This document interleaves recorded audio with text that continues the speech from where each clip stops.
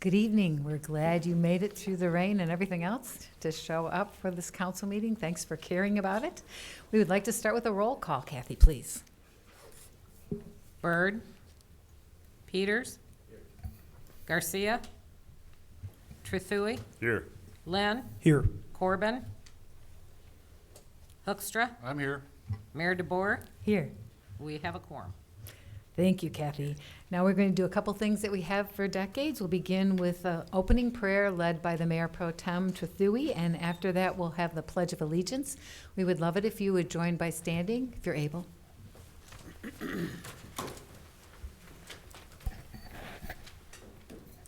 Will you pray with me, please? Heavenly Father, we come before you as a humbled people, humbled by this wonderful world that you have given us, wonderful city that you've entrusted us to. Lord, we pray that you be with all the city employees, all those that keep us safe both near and afar. Lord, we also think about those that are less fortunate, those that are ill, those that are suffering. Be with them and give them your guiding hand. Lord, be with us during our discussions this evening, during our deliberations. Let us be mindful of each other. Let us be cordial. We pray this all in your name. Amen. I pledge allegiance to the flag of the United States of America and to the republic for which it stands, one nation, under God, indivisible, with liberty and justice for all.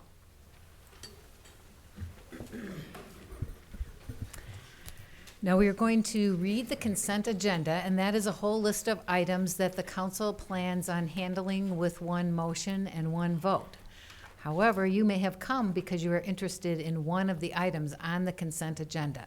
If that's the case, after its reading, you're welcome to come to the podium and then give us your name and address and which item you would like pulled from consent, and then we will handle it as it appears in the printed agenda. So Kathy, could you please read the consent agenda? 4A, to excuse the absence of council members Byrd, Garcia, and Klomparns.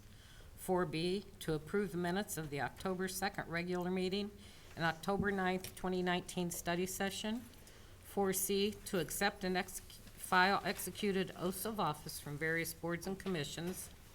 12A1, to declare as surplus various equipment and materials determined to no longer meet the needs of the Holland Board of Public Works. 12A2, to approve the transfer of $227,648 from the contingency fund to fiscal year capital budget for Holland Board of Public Works server infrastructure. 12D1, to refer claims filed against the city to the city's insurance carrier and city attorney for consideration. 12D2, to adopt a resolution recognizing 117 International as a nonprofit organization operating in the city of Holland, pending final approval by the city attorney. 12E 3.1, to authorize the Parks Department to submit a grant application to Game Time to fund the purchase of playground equipment for the Van Rolte Farm and Lakeview Park, and that the project be funded through donations and the Municipal Capital Improvement Fund budget. 12E 3.2, to approve the declaration and notice document for the DeGraff Entrance Improvement Project as required by the Michigan Department of Natural Resources. 12E 4.1, to accept the August 2019 monthly financial reports as presented. 12E 4.2, to declare as surplus bicycles acquired by the Police Division with donations to be made to 7070 and also listed in propertyroom.com for disposal and sale. 12E 6.2, to adopt resolutions approving the MERS service credit purchase request for police officers Casey Howe and Brian Dozeman. 12E 6.4, to reschedule the October 23, 2019 City Council study session to October 30, 2019, 5:30 in the Training Center at City Hall. Thank you, Kathy.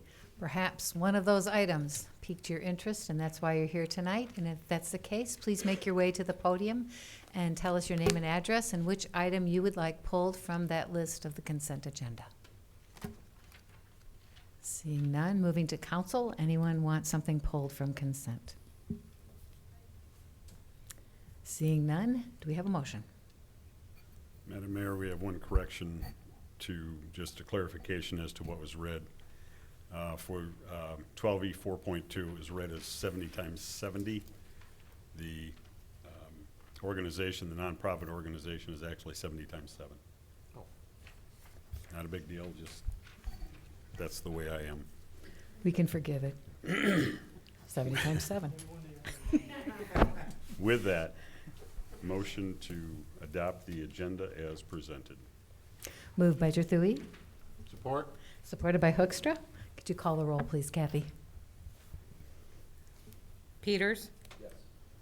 Trethewey. Yes. Lynn. Yes. Corbin. Yes. Hoekstra. Yes. Mayor DeBoer. Yes. Motion passes. Thank you. We have a special presentation from Barbara Van Horsen. Yes, Van Yes, Horsen. thank you. She is here from the Momentum Center, and we are glad to have you a part of us. You have a presentation that we will go through with slides for the audience, and appreciate your work in the community. Thank you. Thank you for allowing me to present to the council. And also I'd like to introduce our vice president of my board, Sandy Huber, who's also here with me. I do have a PowerPoint that, okay. So first, just a word about our name. Extended Grace is the 501c3, but we have become more and more known as the Momentum Center, so we got a DBA for that, and that's how we're identifying ourselves foremost moving forward. So we think that'll eliminate confusion, and hopefully it'll eliminate confusion for everyone here. So as the Momentum Center, we are a grassroots movement to create a stigma-free community. And to tell you about that, I want to introduce you to my son, Alex. Alex is 24 years old right now, and he's doing really well. But when he was a junior in high school, he had his first break from reality. When he was a senior, he had his second break. And when he was 19, we went through about 5 months in and out of the hospital and residential care until we finally found the right medicine to treat his schizophrenia and to stabilize his life. But by the time that happened, he'd lost all of his friends. Now, science tells us that the most important thing to maintaining or regaining our health is human connection. But in those kind of circumstances, how do you even begin to do that? Now, our story is very personal, but it's not unique. 1 in 4 people will experience a serious mental illness during their lifetime. In Ottawa County, 17% of adults report an anxiety disorder and 15% report a depressive disorder. And our teens are in crisis. In a classroom of 30 students right now, 5 of those students have seriously considered suicide, and 2 or 3 have made an attempt. Now, the good news is that 70 to 90% of people with mental illness get better with some kind of treatment. But the bad news is 60% never seek any treatment at all. And the biggest barrier to that is stigma. In fact, 58% of people with mental illness say that the stigma is more difficult and challenging to deal with than the mental illness itself. That's why we started by having community conversations. We started talking about mental illness and the topics that we need to be discussing as a community so that we can normalize those conversations and defeat stigma. And those conversations and the passing of the mental health millage allowed us to open the Momentum Center for social engagement. And that's really why I'm here, because I want you to know how some of that millage money is being used, how it's benefiting the residents of this community. We opened the Momentum Center about 2.5 years ago now, and a year ago we added Momentum Center Teens. I'd like to take you inside that space. If you could start the video. I won't play the whole thing. The Momentum Center is a grassroots movement to create a stigma-free community. We offer opportunities to nurture, educate, and inspire individuals, so together we can address issues of social justice and human rights in our community. Located at 714 Columbus, the Momentum Center for Social Engagement offers recreational opportunities for adults with mental illness, addictions, and disabilities, people just like me and just like you. Momentum Center Teens offer social and recreational opportunities for young people, beginning at 11 years old. It is like a hope. It is kind of like a beacon, you know, it is a place that we congregate, that we gather. When you're not having a good day, there's someone there that you can, talk to and socialize with. We never had a place like this to go to before, and we needed one really desperately. They go out their way to take us on field trips, and they don't charge us anything. I've really got to know a lot of my friends through the momentum that I wouldn't have if I never started this journey. No diagnosis or referral is needed, and membership in either program is just $1 a year. The Momentum Center moves people out of isolation and into a community that is safe, welcoming, and working day by day to dismantle stereotypes and end stigma. Just Goods Gifts and Cafe is a fair trade store and coffee shop located inside the Momentum Center. It is open to the public 7 days a week and features a $1 menu of local baked goods and coffee. Just Goods provides a place of social integration and a model for creating a stigma-free community.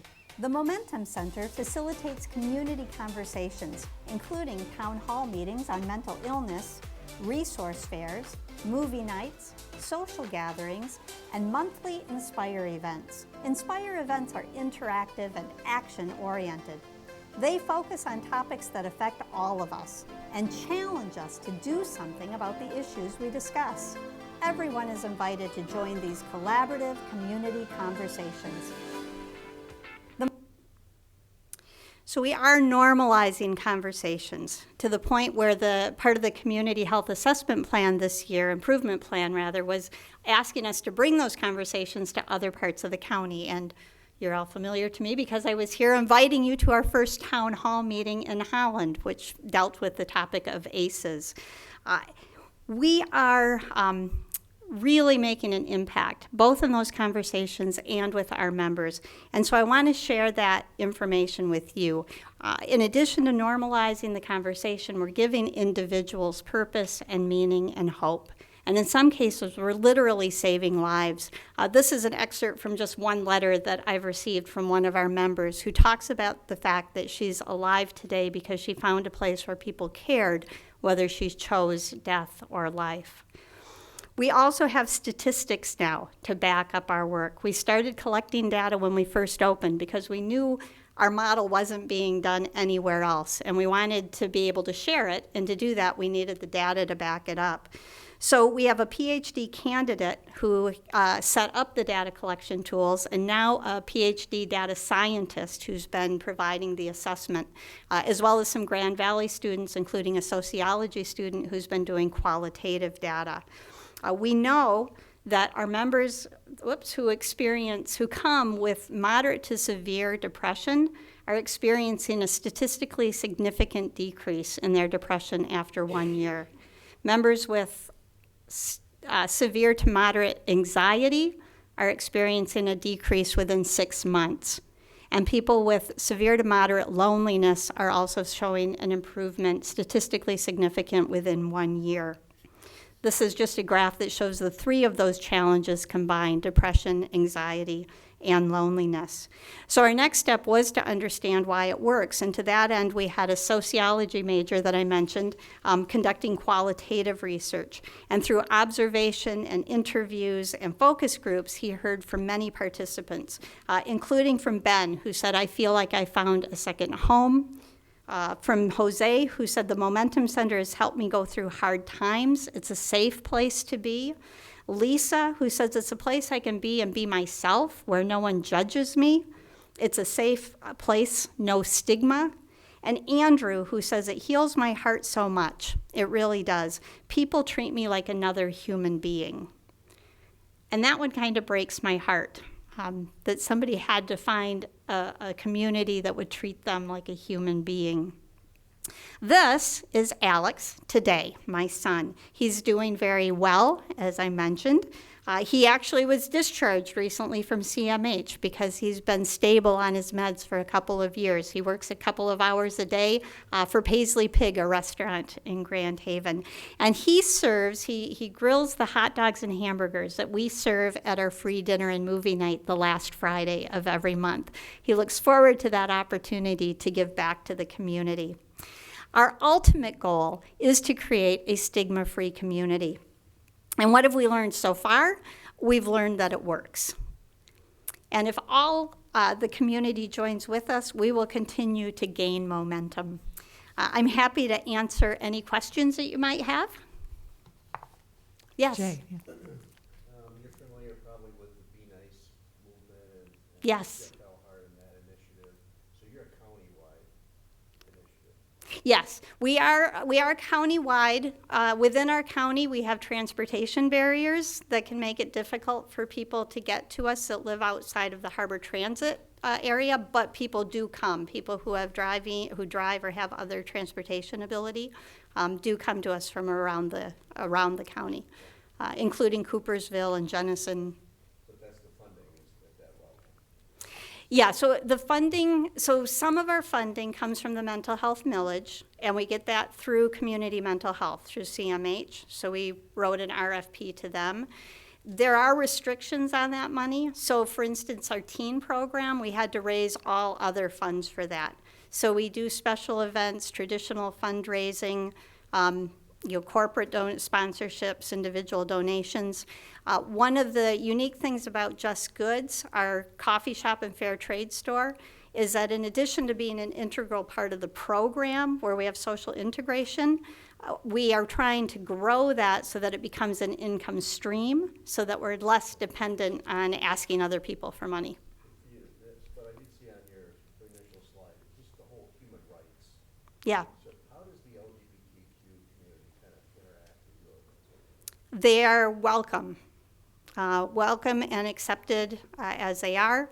We actually have been approached by CMH asking us if we'd be willing to host smart recovery meetings for one for GLBT youth and one for GLBT adults. And we're happy to do that. Any other questions? What is your professional background besides being an amazing mom? Thank you. I have been working for about 30 years in nonprofit administration and ministry. This is not a faith-based initiative, however. We do work with faith communities, but this itself is not faith-based. Thank you. Thank you very much. Thank you for all you're doing. I did bring a one sheet too, and I will leave that so that you can all have that. Over there. Yeah. That is That's- not mine. That's next. I am an author, but that's not either of my books. Thank you very much. I appreciate your time. Thank you, Barbara. Yes, so next is the book Jay introduced there. We're talking about The Big Read, and Abby Stroop, I believe, is here this evening. We have a proclamation. I'll come right down.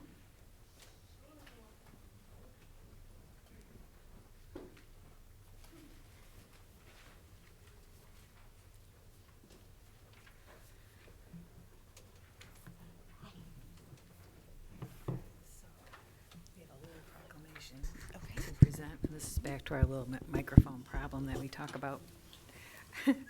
So, whereas the Big Read and the Little Read Lakeshore programs, that's such a great idea, help to broaden our understanding of our world, our community, our neighbors, and ourselves through the joy of sharing a good book.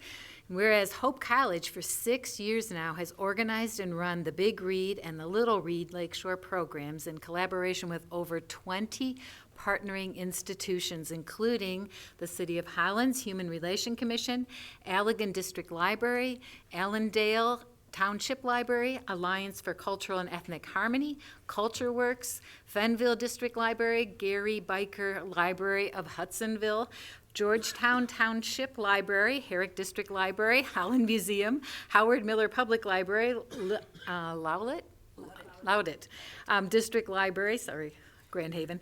Ottawa Area Intermediate School District, Patmos Library, Ready for School, Saugatuck Center for the Arts, Saugatuck Douglas District Library, Spring Lake District Library, Western Theological Seminary.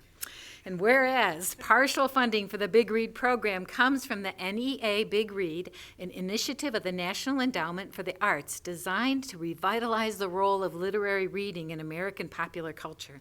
And partial funding for the Little Read program comes from the Michigan Humanities, an affiliate of the National Endowment for the Humanities. The Big Read and the Little Read books are chosen to represent variety of genre, diversity, and stature of authors, a focus on living authors and contemporary work, the universal appeal of themes, capacity to incite lively and deep discussion, and a focus on expanding the range of voices and stories currently represented in the NEA Big Read Library. 2,000 books are distributed annually in our community, and 36 schools, preschools, elementary, middle, and high schools participate in the Little and Big Read programs. And over 60 NEA Big Read and Little Read Lakeshore events, all open to the public, will engage the books and their topics from a variety of perspectives, experiences, and angles, including not only lectures by involving speakers, but also featuring film, food, music, and art to explore and celebrate the topics under discussion. Now therefore, I, Nancy DeBoer, Mayor of the City of Holland, do hereby proclaim the month of November 2019 as the month of reading along the lakeshore. And I urge all in our community to take time to read the selected books In the Time of the Butterflies by Julia Alvarez, and Before We Were Free by Julia Alvarez, and The Rooster Who Would Not Be Quiet by Carmen Agradidi, and to attend main events and book discussions, author events, and live performances along the lakeshore, and specifically in our city of Holland. It's amazing how much you guys have done, and your list of partners is an entire paragraph, and then expanding it to the little kids too. It's just great, and we've got people reading in the audience. Amazing. I have to give a shout out here. This is my son. He is a founding member of the Little Read. Great. No problem. Congratulations. When did you start the Little Read? How old? 3 years ago. 3 years ago. I would also like to briefly represent what the Little Read stands on. That'd be great. What would you like to say about it? Well, for starters, one of the reasons I started the Little Read is I heard about the Big Read and my mom, and then I was just inspired, partly. And I have this friend that goes to the meeting that I have to get a quick shout out to. She's not here because she's too young.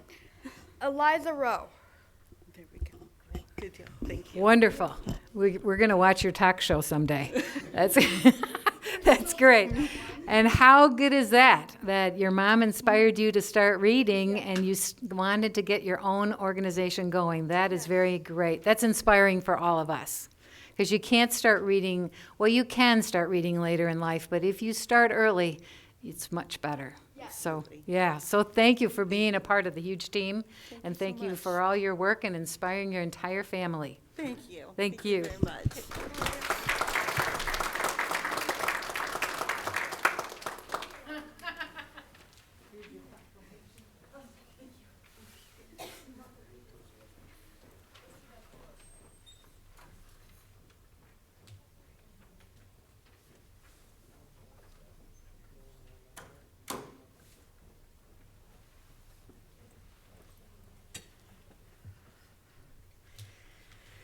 Okay, next we're going to do the special order of the day, which is a section on public hearings. We want to talk about the downtown parking operations and maintenance. So we'll need a report on that first from staff. Keith, are you going to do that, or are you getting someone?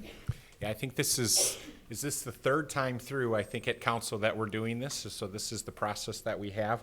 So first up, we have the downtown parking operations and maintenance. And we have the final assessment role, and we have staff here that's prepared to give a brief introduction to all of those if council would like to hear that one more time, and otherwise we can just open the public hearing. I think we'll go to the public hearing. So we're open for your comments. If you would like to comment about our parking assessment for downtown, please step to the podium and give us your name and address and what you would like to bring to our attention about that decision. Seeing, yes. Absolutely. Come on down. My name is Ellis Stitch, and I live at 210 South River, and it's really not a question. I have questions more so than comments, if you don't mind, Sure. in that I got the 3 documents about the parking garage and the snow melt and the down. My question is this a one-time assessment, or is this going forward going to be an annual assessment? It's an annual assessment. Correct. So every year we can expect to be assessed something? Correct. Okay. Is it not able to be put into a budget? Or is it, I mean, why wouldn't it be folded into the city budget rather than having it as an assessment to your tax roll? Well, it's kind of welcome to the downtown. That has a whole different system. So and we talk about this every year, but until you have to pay it yourself, it feels different. And but there's a regular property tax that downtown people pay, and then there are 3 assessments.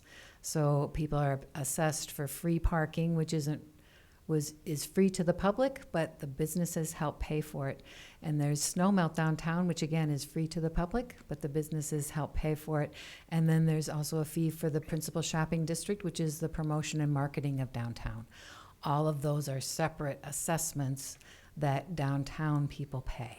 And so those are annual assessments? Yes, sir. Are they tax deductible if they go onto your winter tax rolls? I know you're getting to the level I need to refer you to staff, but I'm sure this is something that happens every year, and we can help you understand it with somebody from staff. Okay. Thank you. Would that be great? Thank you. Anyone else? Okay, we'll close the public hearing on the parking assessment. And anyone from council want to place a motion or conversation? I have a question. What's the answer to that question? So I do not believe that it's tax deductible in the same way, but quite frankly, I've never had that question before, and so I don't know the answer. Yeah, I don't as well. I'm not a tax expert. But Wow, it's the Ellis Stitch Stumper question this evening. Yeah, Thank you. Yeah. But we do have staff available, so even though the rest of us will be up here, staff will make themselves available if you have other questions. And yeah, Mayor is exactly right, where think of this assessment almost like we assess a tax every year. So we go through this process so we can create the budget. So that's what creates the budget. And what you'll see is there's very minor adjustments overall in the collection that we make so that we can turn around and provide those services. Anyone else on council? Perhaps with a motion? Motion to adopt a recommendation. Moved by Trethewey, Support. supported by Hoekstra. Could you call the roll, please, Kathy? Trethewey, Yes. Lim, Yes. Hoekstra, Yes. Peters, Corbin, Yes. Mayor DeBoer. Yes. Motion passes. Thank you. Now we talk about the downtown principal shopping district, which is the PSD, the marketing wing of downtown. Correct. You wanna do the same And thing? Kara is here, so certainly happy to make a presentation or answer any questions. But yes, this is again the annual assessment that we would do for the PSD and for all of their operations. So the assessment role, of course, is the breakdown by parcels of exactly the amount that we're raising by those parcels to create that budget overall.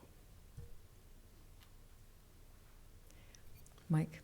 I'm going to ask that Kara does come up and just give a brief presentation on that.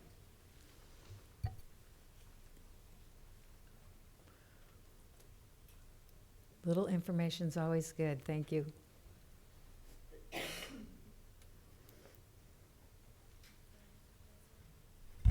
Oh, thanks. So the principal shopping district is the department of the city that's charged with marketing, promotions, and event planning for downtown Holland. So that includes initiatives like special events like Fall Fest, Parade of Lights, Girlfriend's Weekend, website and social media marketing, production of maps, brochures, media buys on behalf of downtown Holland, along with public relations, radio advertising, work on behalf of our merchants. The fee is based on the square footage of the property. There's a 22 cents per square foot in the first floor. Upper floors are 14 cents a square foot, and basement level retailer restaurant is also 14 cents a square foot in the core district. And the businesses in the edge have slightly lower rates. Thank you, Kara. You're welcome.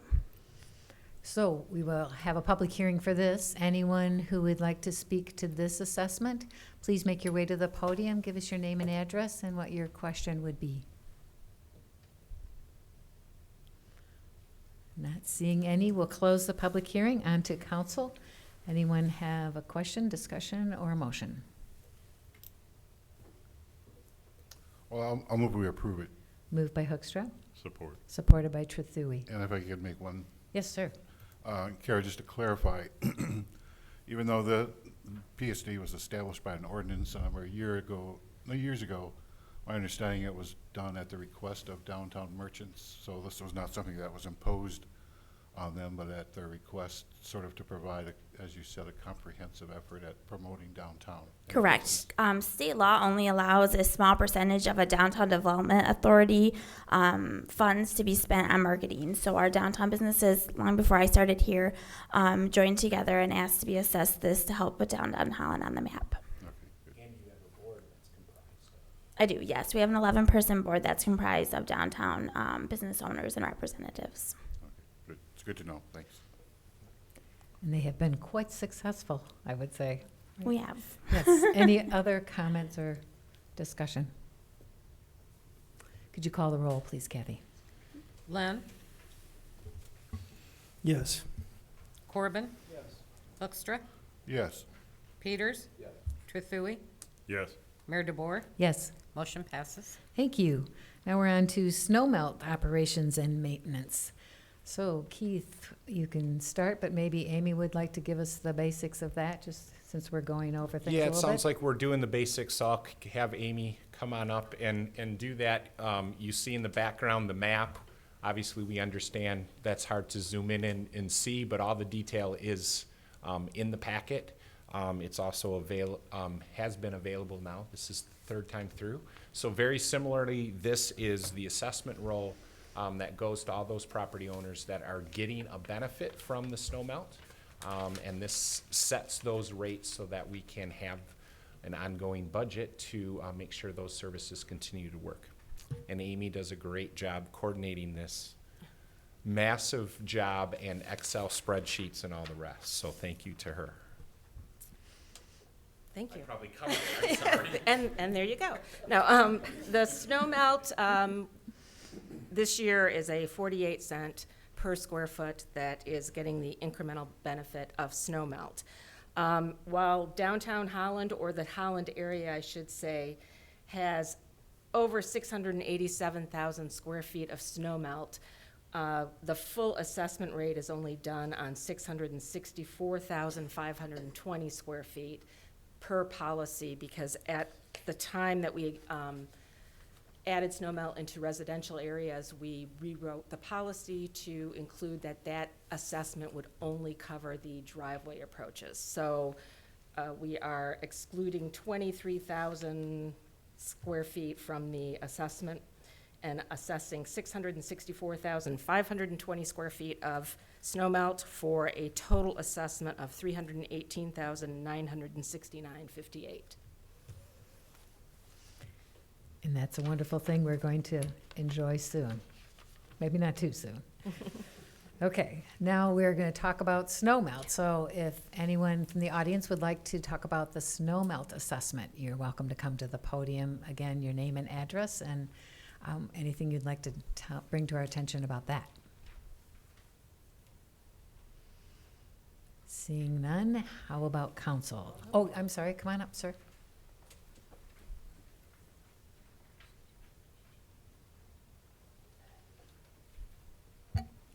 John Myers, 8 West 17th Street. I just want to say, nice job. It's taken a long time to kind of talk about this. This is the last and final assessment.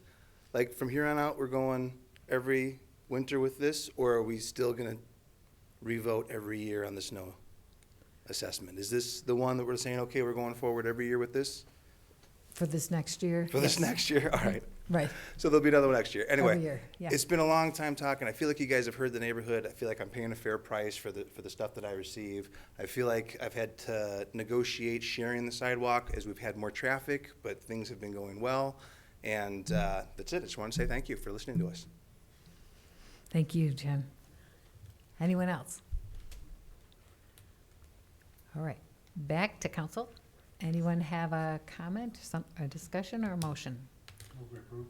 Moved by Hoekstra, Support. supported by Trethewey. One small comment, if I may. Certainly. John, you sort of become the poster boy for neighborhood acceptance of the residential snow melt, so thank you for filling that role.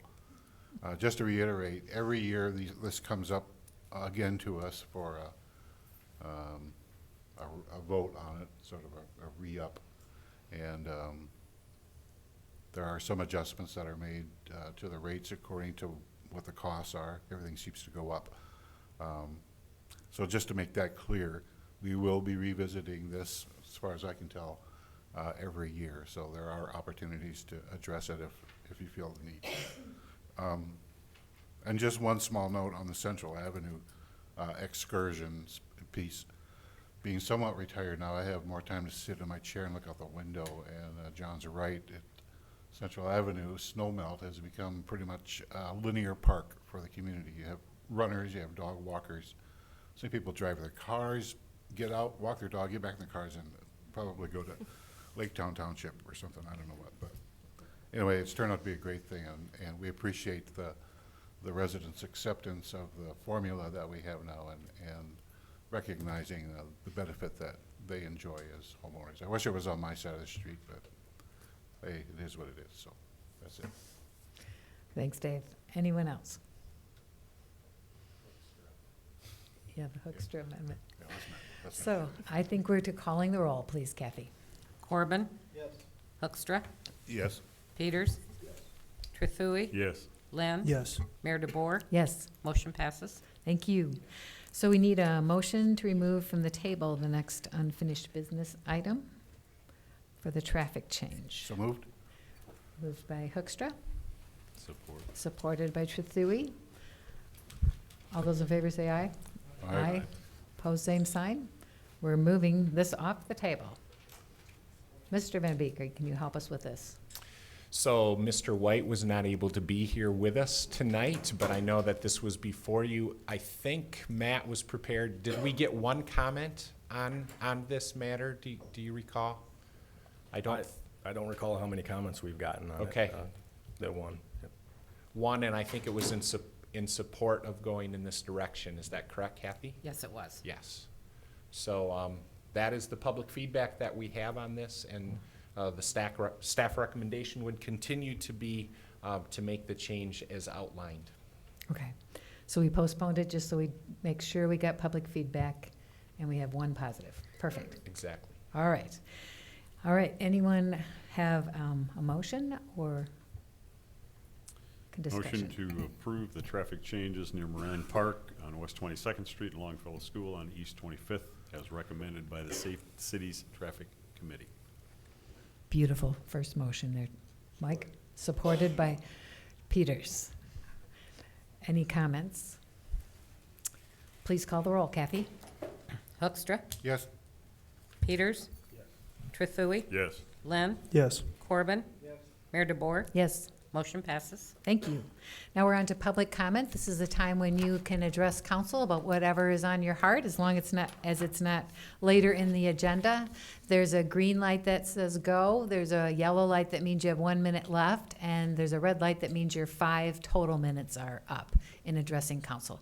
So if you'd like to talk to council about whatever, you're welcome to come to the microphone at this time.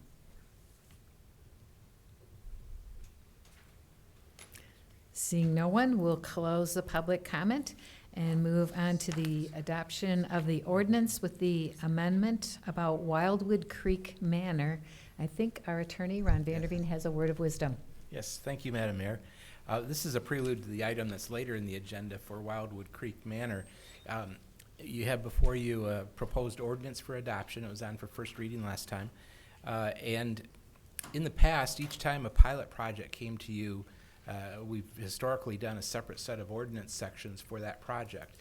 And with this one, we've written it as more of a, I would call it, generic set of ordinance sections to govern pilot programs, so that in the future, and with Wildwood Creek, should you decide to approve that, you adopt a resolution approving the agreements and designating the development. Now, a pilot project means that the property is designated as tax exempt, and it's not just any property, but property for senior, disabled, and low-income housing, meeting state standards for that. And so once you designate that, it becomes tax exempt, and then the property owner is required to pay an alternative payment in lieu of taxes. Under the proposed ordinance, they also have to enter into a development agreement that provides for payment, also a municipal services agreement. The payment under the development agreement gets split between the taxing entities that normally split taxes. The payment under the municipal services agreement does not. It just goes to the city there. Typically, they'd run 35 or so years, and that's what's provided in here. You can Okay. actually go longer, but that was sort of typical. Yeah, great. Well, it's something that comes up repeatedly, so it is wonderful to have a template to use each time now. So appreciate Keith's work on that. Any other discussion about this or a motion? Motion to adopt the recommendation of the city attorney for the attached proposed ordinance and amendments to the specific sections stated. Whoa. Moved by Trethewey, I'll support that. supported by Hoekstra. Yes. Any more discussion? Seems like not. Okay, Kathy, please call the roll. Peters? Yes. Trethewey? Yes. Lynn? Yes. Corbin? Hoekstra? Yes. Mayor DeBoer? Yes. Motion passes. Thank you. Now we're on to the other little item that was a prelude for, and Ron, our city attorney, is back on. Thank you, sir. Thank you. Yes, so this is the second part here, dealing specifically with Wildwood Creek Manor. This was a pilot project that was set up back in 1978. And again, they're tax exempt, but they pay a payment in lieu of taxes. In 1978, there was no municipal services agreement, so there was not one with this property up to date. This project is good for until 2028 for its pilot program, but the owner's desire to sell, and the buyer came in to visit with us a couple weeks ago, and they'll be financing it with a MISTA or HUD loan. That will be a 35-year term loan. And so they're asking that we redo the pilot program to run a new pilot from 2020 until 2055. That seems like a long ways into the future. But that is what they have requested. And so what you have before you is a proposed resolution that would be adopted. Now, it's under the new ordinance, except the new ordinance doesn't take effect for 21 days, and so the resolution indicates it's contingent upon the new ordinance taking effect. It's possible someone could ask for a referendum on the ordinance. That would delay it. But the resolution's contingent upon that taking effect in 21 days. Then you have a development agreement that provides for a 4% of annual rents payment in lieu of taxes. That again gets divided between the taxing entities. And then you have a municipal services agreement before you, which provides for a $10,000 payment to the city as compensation for municipal services such as police and fire services and other municipal services. That does not get split between others. It stays with the city, at least under current law. Payments under both agreements are collected in the same manner as taxes, so it's pretty secure in terms of collection. In return, the property owner is committed, and they're committed under the agreements as well as their MISTA or HUD mortgage to provide housing and to rent all of the units out to seniors 62 and up, disabled persons, and persons of low income, except for one unit, and that one unit will be used by an on-site manager, property manager. And so we have, the property owner, or the buyer, the prospective buyer has agreed to the terms of this, and we recommend that you adopt the resolution and approve the agreements. And they're going to use some of this money to reinvest in the property and fix it up because it kind of needs it. Right, they'll be doing some rehab of the property over time. Okay. Anyone have a motion or a comment? Or question? Motion to adopt the recommendation as stated by the city attorney. Moved by Trethewey.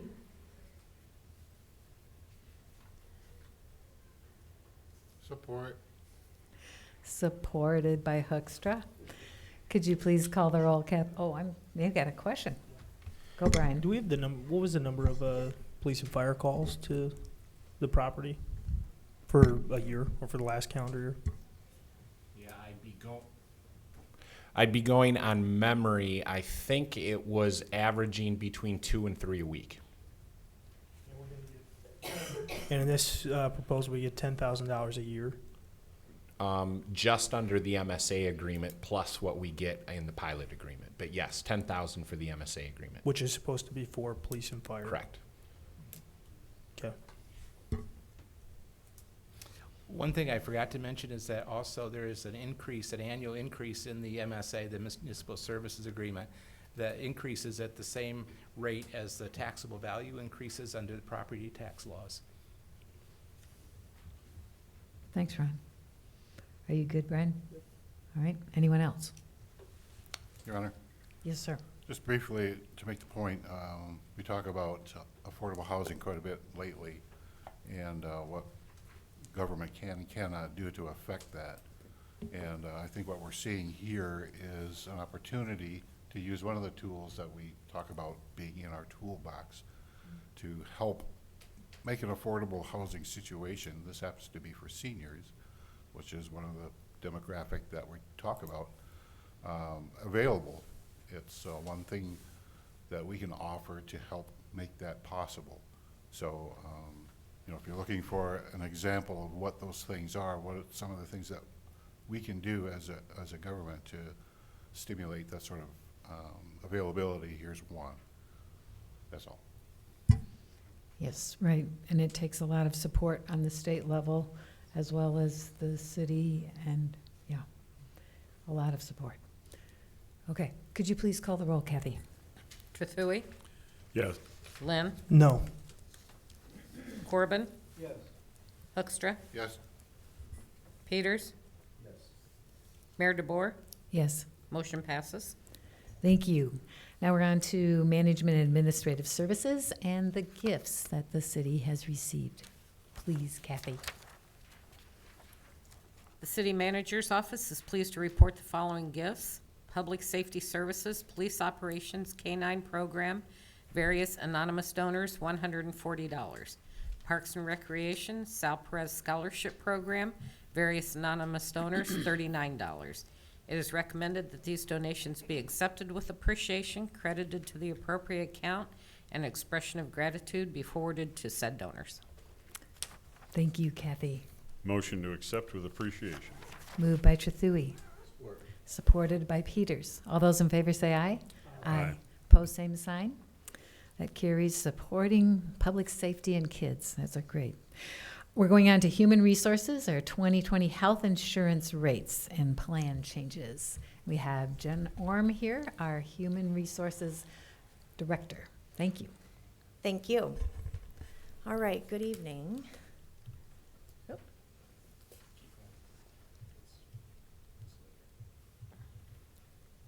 All right. Okay, well, I can't believe it's this time of year already that we're talking about 2020 benefits for our employees, but we have some really good news tonight, so I'm excited to talk to you about that. First of all, just wanted to let you all know and let our employees know, we've kind of put the word out there, but our benefits open enrollment meetings will be held here at City Hall on November 4th and November 6th, once approved by you all. We still have a Section 125 cafeteria plan. The reason it falls under that Section 125 is that our employees are able to make choices on their benefits each year. They're also able to contribute to those premiums pre-tax. So we have certain rules that we have to follow to stay in compliance with that section of the law. But it does give our employees a lot of choices on what their benefits are, and we have a lot of options which meet the needs of our various employees and their families. So this year we really don't have any major changes to the medical and RX, which is great news. It's easier to educate our employees on what their benefits are if you're not switching what those benefits look like year to year. And we had really good rates come in, so that's great news. But we are making a couple of small tweaks, and one of those tweaks is that we are adding an autism spectrum disorder coverage benefit for dependents that are under age 19 that are covered under all 3 of our medical plans. So this is something that if we were fully insured, it would be a must, and you don't really have a choice if you're going to add this to your benefits. But because we're self-funded, we actually get to make that choice. And we have had a few employees come to us in the last year and ask if this benefit would be covered under their plan, and the answer previously was no, I'm afraid that's not part of our health insurance. But going forward, we can say yes, and their dependents can seek that diagnostic testing and treatment. So we're excited about that change. So the average increase for the Priority Health illustrative rates for 2020 for active employees is 1.02%, which is awesome news, and I'm excited to share that with our employees at open enrollment. So that kind of varies on which plan our employees are electing, and then also which coverage level that they elect, whether it be single, 2-person, or family coverage. But the overall active employee rate is 1.02% increase. For our retirees that are covered, it's a bit higher, but this is a smaller group of employees, and they definitely utilize their benefits and need those benefits, so that increase is 11.84% for 2020. Again, we have 3 plans, the PPO 10, what we call the base plan, and we also have 2 different health savings account plans, or high deductible health plans with a health savings account. We have a gold plan and a silver plan, and again, trying to meet the needs of different folks and their families. One change that we are proposing is we'd like to have a 70% city contribution towards that high deductible health plan. What those high deductible plans include would be any non-preventative coverage that someone is seeking, and so they would be paying that out of pocket until they reach that high deductible. So in the years previously, since we've been offering these types of plans, we've always kicked in a contribution to people's HSA accounts. So this year we're looking at doing a 70% contribution towards that high deductible. And that's a change from last year. So we've gone from 50% a couple of years ago, then we increased it to 75%, and we actually saw more folks come on to our insurance under the HSA plans. And we really feel like having folks on that high deductible health plan, that consumer-driven plan, is the reason that we're seeing these really low increases year after year, because people are shopping around. They're saying, oh, I need an MRI. I'm going to look at my different options and see if there's a price break if I go down the street to a different company. So we see that whenever someone's in that high deductible health plan and there's a monetary incentive to ask their doctor questions and ask, you know, what's this testing going to look like, claims go down. So we definitely want to continue to encourage and entice our employees to look at those plans. They're excellent plans. I've been covered under an HSA plan for the last 8 years, and I've incurred claims. I've, given birth to a child at the hospital, and it doesn't exceed that deductible. So they're wonderful plans for our folks, and I feel like more and more people are more comfortable with electing a high deductible health plan with HSA. But again, we'd like to encourage that movement, going from that standard, really rich plan that just has a copay, but you pay more in premiums, and so we'd like to continue funding that HSA at 70% for this next year. Sure.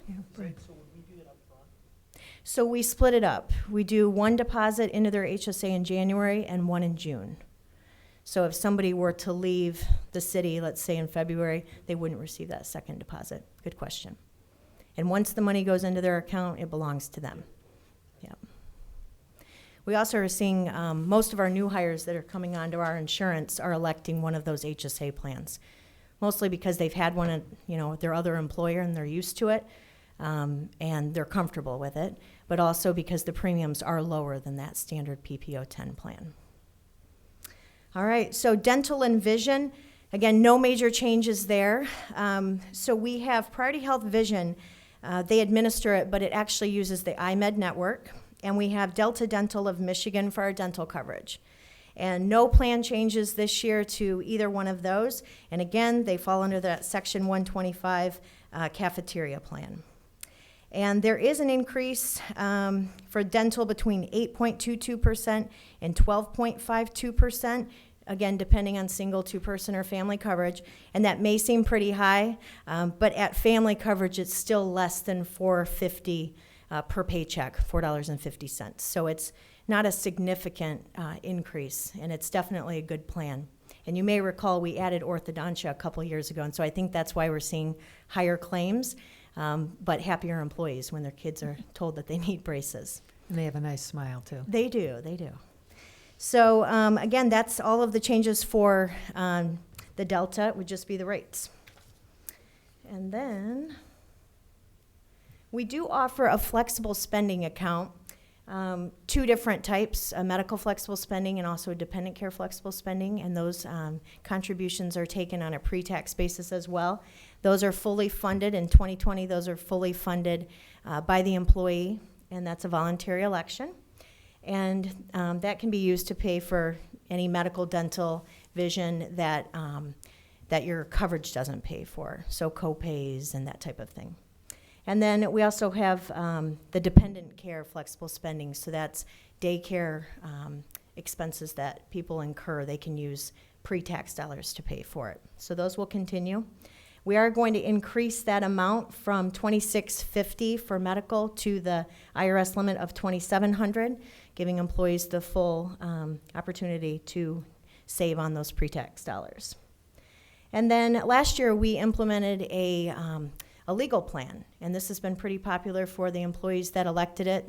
I've gotten really good feedback, so we're going to continue offering that in 2020 as well. And that's fully funded by our employees. It's not paid for by the city.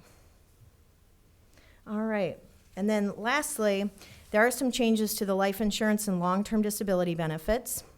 Our renewal occurs mid-year, so that actually occurs in June. We had conversations that involved BPW and the city and met with our vendor, and there were several things in that plan document that really needed to be cleaned up. And so we took the opportunity to kind of look at that and use a fine-tooth comb. There were several minimum hour requirements of 28 hours or 32 hours. And where that comes from, we used to have a very small group of employees. I think we're actually down to one employee that was considered part-time A, which meant part-time benefited. And that employee is actually no longer with the city. When DeGraff and ODC partnered, that employee transitioned to become an ODC employee, Outdoor Discovery Center employee. So knowing that we no longer have that part-time A class of employees, it didn't make sense to have that language all over our policy. So we changed that. We also changed our short-term disability, which we fund in-house. That's not through a TPA. But we changed that from having a 12-month short-term disability program to having it be 6 months. So we needed to change our long-term disability to go from a 12-month eligibility down to a 6-month eligibility. So if someone's unable to return to work because of a non-duty disability, after 6 months they would apply for long-term disability. And then also we needed to create 2 new classes. The general manager for BPW actually was lumped into the LTD and life all employee classes, and it didn't actually comply with what his contract read. And so John Hoffman, my partner at BPW, actually discovered that, and we definitely needed to correct that and make sure that we were in compliance with what his contract entailed. And then also the city manager, although the life insurance was all set and he was in his own class, the LTD was not, and so they created a new class for city manager as well. And then There was also the need for an increased salary maximum for the utility workers group as well. Just over time with that moving upward, we were getting close to the cap. All right, so these changes don't have a rate impact for any of the employees here at the city, and actually the only premium increase is going to actually go through HPBW. So that is all I have for you tonight. Any questions about our 2020 benefits package? I don't know how you keep it all straight, Jen. It's so clean and clear and wonderful for the employees. And, you know, in my history with the city, I've never had such great presentations about the benefits for the employees. So thank you very much for all your work. Thank you. Yeah, Keith. Yeah, thank you, Mayor, Council. Jennifer does a fantastic job staying on top of all of these, you know, and especially with our health plans because we're self-funded, which means that when you take a look at some of these rates, those rates are in the business, they're based upon our experience.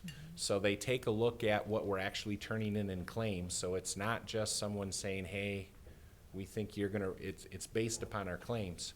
And because of Jen's great history, and quite frankly, we worked together at a prior employer, you all know, that was at the county. This was something that we really dug into a lot there. She has taken a lot of those, and we're employing those strategies here too. So especially when you talk about that high deductible health savings account plan, you know, when we get employees that are starting to be consumers of their own health and think about those costs, that's fantastic because it's still very good benefits for our employees, but it's keeping the costs down not only for the city but also for them. So we're going to continue to work all of those things and stay on the leading edge of best practices in those areas to make sure that we're providing great benefits, but we're also containing costs. Great. Anyone else? Thank you. Thanks. So do we have a motion for that package? Will we approve the recommendation? Moved by Hoekstra. Supported by Lynn. Any further discussion? Call the roll, please, Kathy. Len? Yes. Corbin? Yes. Hoekstra? Yes. Peters? Yes. Trethewey? Yes. Mayor DeBoer? Yes. Motion passes. Thank you. On to Windmill Island Gardens. We have a little problem out there. Matt Van Dyken is going to explain it. Looks like it. Yeah, he has pictures. We do. So the shops at Windmill Island Gardens, everyone I think is fairly familiar with them out there. Hopefully, if you're not, you should get out there more. You can see the roof over the shops is kind of the grayer material. That's what we're going to be talking about tonight. So this is the building at Windmill Island Gardens, and this is the building that we are trying to emulate that's over in the Netherlands. This picture was taken during the trip that the guys took over. So towards the end, well, throughout the season this year, they've noticed that the roof at Windmill Island Gardens is really in dire need of being replaced, the roof over the shops. So they began the process of trying to determine what exactly the issues were and what the cost would be.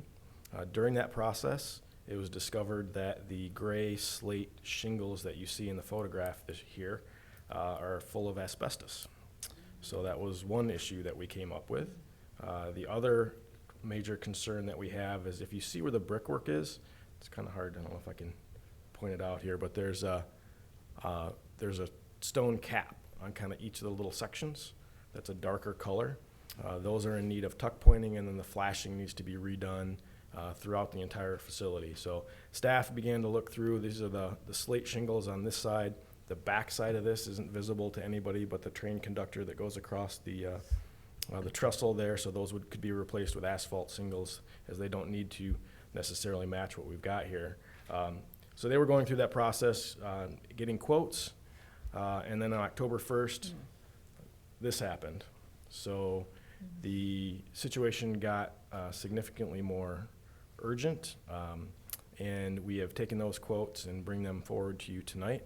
I wanted you to note the asbestos obviously increases the cost, but not only increases the cost, it dramatically limits the number of companies that are even willing to do this type of work. This is not just a normal run-of-the-mill roofing company. They have to have some specialized equipment and training. So what we are asking you to approve tonight is an amount of $66,313 with MEM Construction out of Hamilton.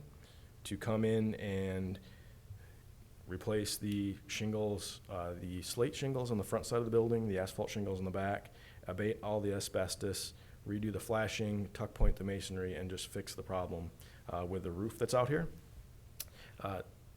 The good news, if there's any good news in having to replace a roof, is that the Windmill Island Gardens Fund has a fund balance in excess of $800,000 currently, and that fund would take and pay for this fairly significant cost.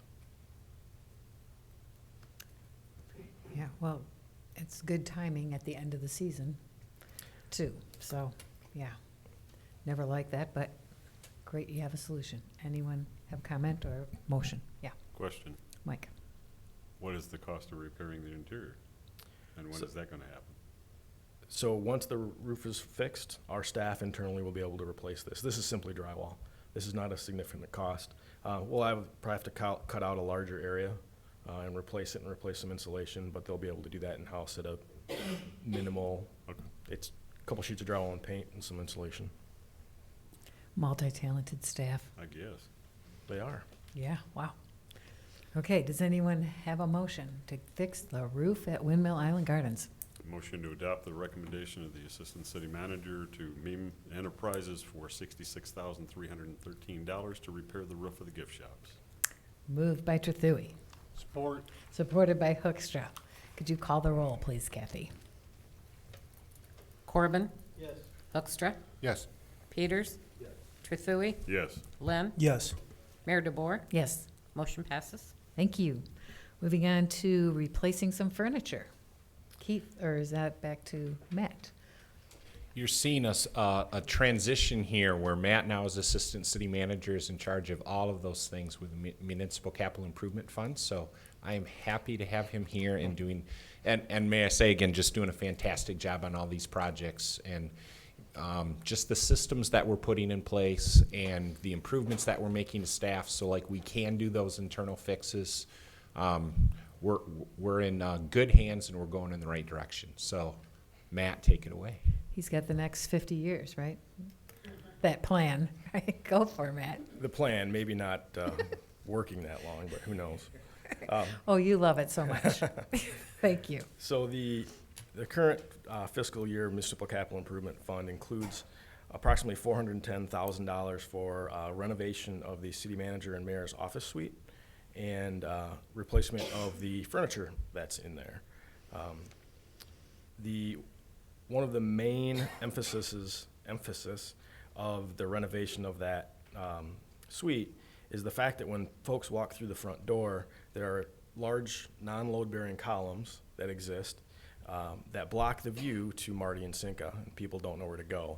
So if you look at the image, especially in front of you, especially the lower left-hand image, that is what is out to bid now for renovation.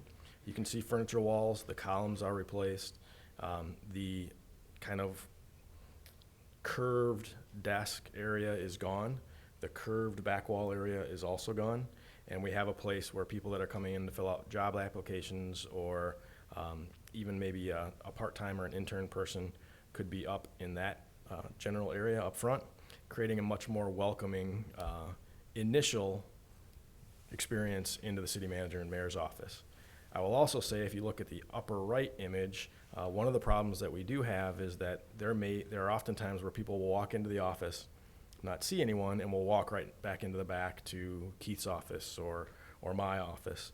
So we'll be adding, you can see kind of, again, in the upper right image, doors that prohibit people from coming back in to that area unless they're invited in. With Cinca and Marty up front, we think that's going to be a much more welcoming piece. But additionally, and this one is a little bit harder to see, the conference room that's in the back, there's two doors. The western door will be converted into an office for an assistant to the city manager or intern or HR assistant or whatever else position we might need. Additionally, the office that our public information coordinator sits in, Mary Ann, only has about an 8-foot wall. So it's open at the top. So she can never have any kind of a conversation in there that's not overheard by everybody else in the office. So we'll be closing that office off as well as part of the renovation. So that renovation piece is out to bid. We expect to bring that back to you on November 5th and had anticipated bringing the office furniture purchase to you at the same time, right? Makes sense. We learned in the last little bit here that the My Deal pricing, the state of Michigan government contract bid pricing, is anticipated to raise at least 5% after November 1st. So we thought it would be prudent to come to you and ask for approval of the purchase of the furniture at this point, get the PO out, and save the 5%.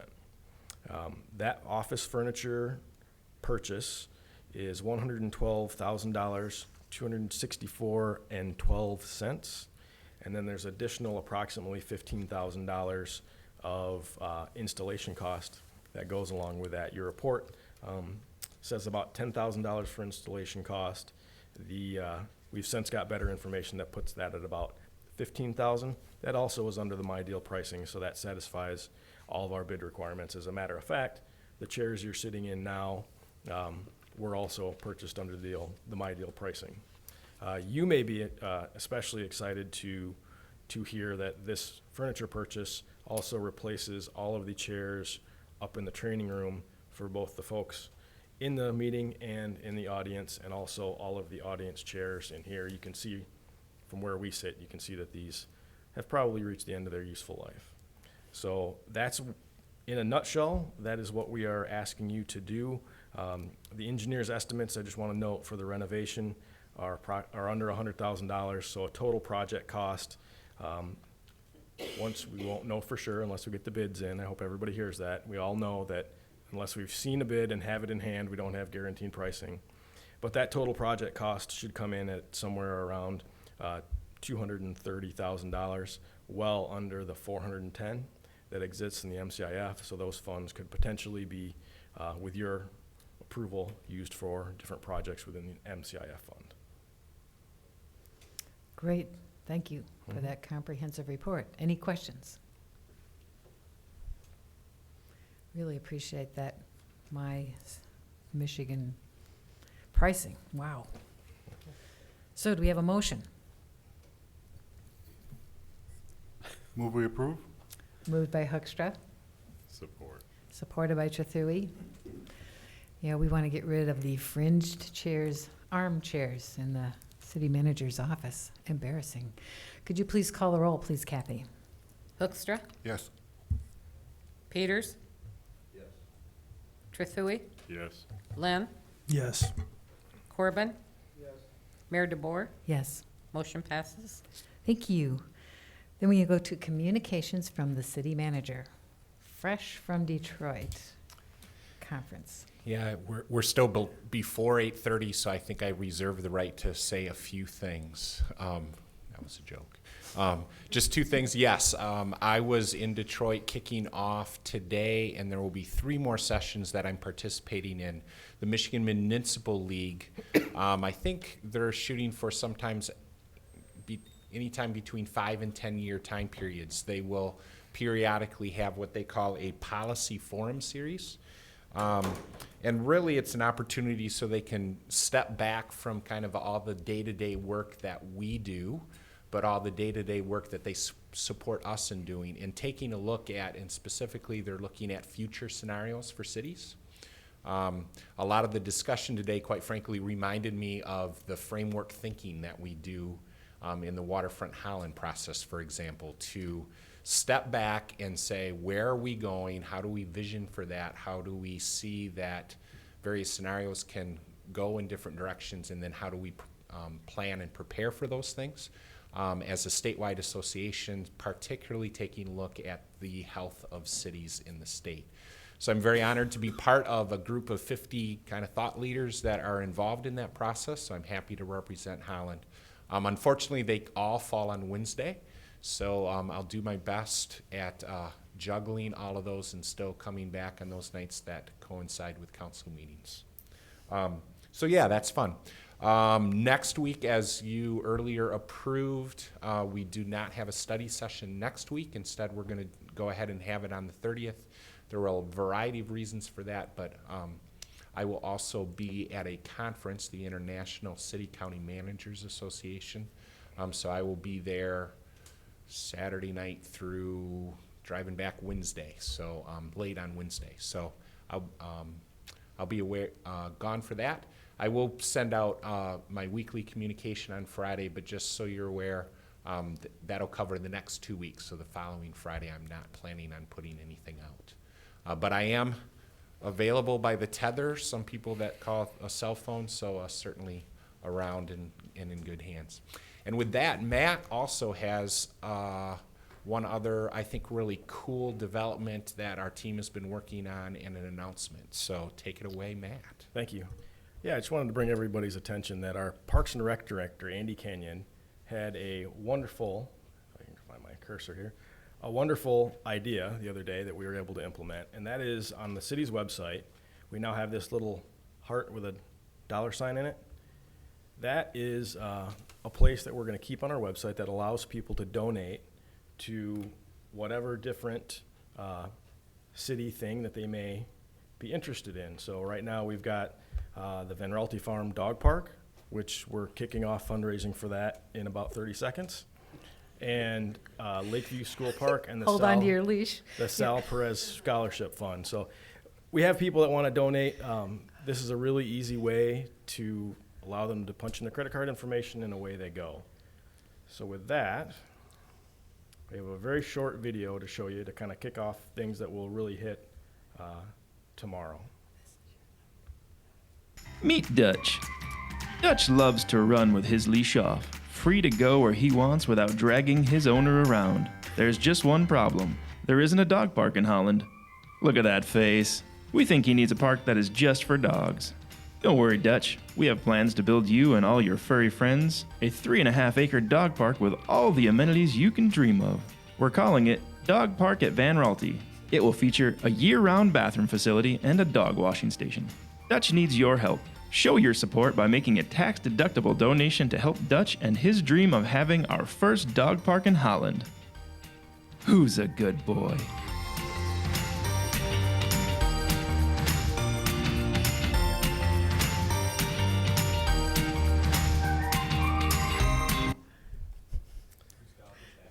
Yeah, Whose dog is that, Matt? So that's my dog, and his name actually is Dutch. It's registered with the American Kennel Society as Van Dyken's Dutch Red. So he's been quite a big addition to our family that's growing at an unbelievable rate, and we're very glad to have him, and he's very excited to go play in the dog park. So how high is his contract? He works for really Dog Biscuits is about it. That's So. good. Yeah, that was a really nice dog walker we had in there too. Very priceless. Yes, quite a stunning young lady in the Yes. video, if I do say so myself. You do have Paul. Yeah, so did Dutch, yeah. Well, that is great. That is wonderful. I'm sure everybody's reaching for their wallets as they watch that. That'll be a fun experiment, and many cities are doing that across the state, asking the public to have a voice in what they would like to contribute toward. If there's a park or a dog park or whatever, that you can be a part of supporting it and you know what's going on at the city that way. So that's a great way to do it, and we really appreciate all the work that went into that. And you do need to have a little video to sell it, right? That's great. Well, hopefully we'll have a coming home to the dog park with Dutch also. Oh, Happily we've already got a lot of dogs that are lined up that everybody's ready to go and use the park from city employees. And why can't my dog be in the video? Well, we'll have to make another one, I suppose. Oh, that's great. Well, we're glad. Thank you so much for all your work, and tell Andy we're thrilled with his work as well. So we have some communications about an appointment for city boards and commissions. We missed one person from the Holland Youth Advisory Corps, student Claire Balser, is on the Holland Advisory Corps Council. She would be on for her first full term that starts this 2019 through 2020 academic year. Her name was inadvertently omitted from the September 18 schedule. So that would be for the Holland Youth Advisory Council. And so we'd like to have approval for her participating for the 2019-2020 academic year. Motion to approve her appointment. Moved by Trethewey. Supported by Peters. Could we call that roll, please, Kathy?